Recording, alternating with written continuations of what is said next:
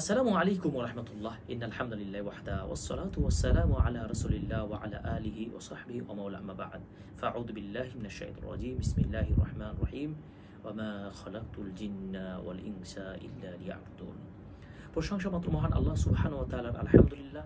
দরুদ ও সালাম বর্ষিত হোক আমাদের প্রিয় নবীর প্রতি সাল্লাল্লাহু আলাইহি সাল্লাম। প্রিয় দিন ভাই ও বোনেরা, আজকে সালামদের দীপ্ত বাণী এই পর্বে অত্যন্ত গুরুত্বপূর্ণ একটি বিষয় আপনাদের জ্ঞাতার্থে আমরা আজকের স্টুডিওতে দেখুন।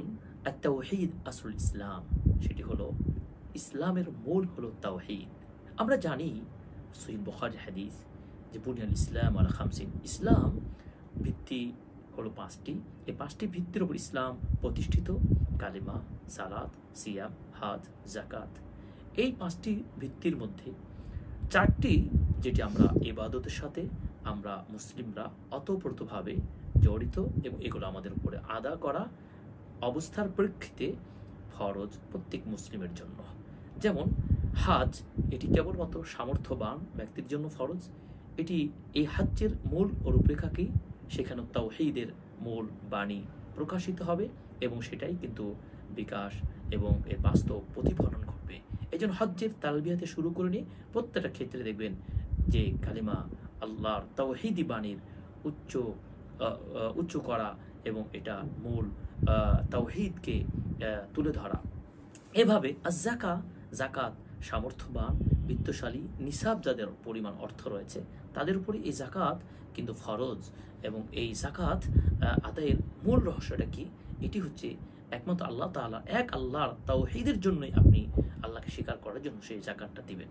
ঠিক এমনইভাবে সালাত, এই সালাত 10 বছর হলেই ছেলে মেয়ে সবার উপর এটি ফরজ।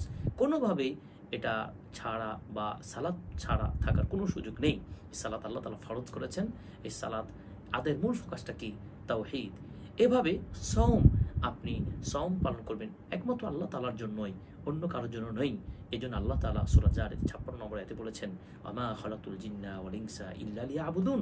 অর্থাৎ যে আল্লাহ তাআলা জিন ইনসানকে কেবলমাত্র সৃষ্টি করেছেন তার একমাত্র ইবাদত করার জন্য, অর্থাৎ তার একত্ববাদ ঘোষণা করার জন্য। তাহলে বুঝলাম হজ, সালাত, যাকাত, সওম প্রত্যেকটি মূল ইবাদতের পিছনেই রয়েছে মূল তাওহীদ। তাওহীদ ছাড়া ইসলাম কখনো প্রতিষ্ঠিত হতে পারে না। এই মেসেজটুকু আমাদেরকে বুঝতে হবে, জানতে হবে।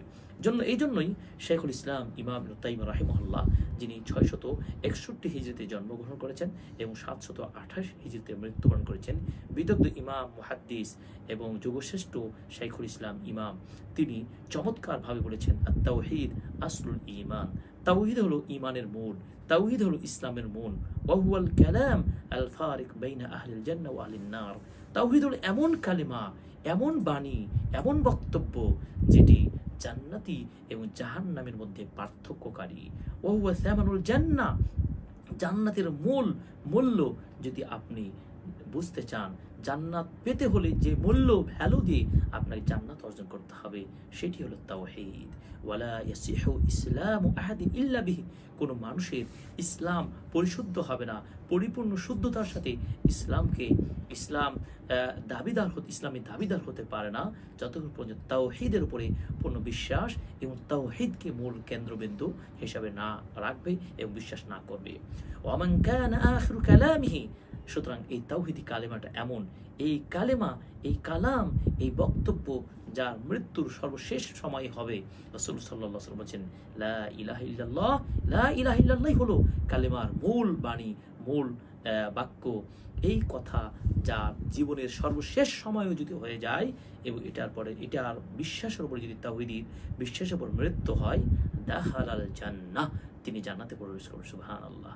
এজন্য আল্লাহর কাছে আমরা সর্বদা প্রত্যেকটা ইবাদতের, সালাত, সিয়াম, হজ, যাকাত, কুরবানি সকল ক্ষেত্রেই আমরা তাওহীদকে মূল রেখে আমরা এক আল্লাহর জন্য ইবাদত করব। আমাদের ইবাদত থাকবে না কোনো শিরক, থাকবে না কোনো কুফর। এজন্য আল্লাহ তাআলা বলেছেন, কুল ইন্না সালাতি ওয়া নুসুকি ওয়া মাহইয়ায়া ওয়া মামাতি লিল্লাহি রাব্বিল আলামিন।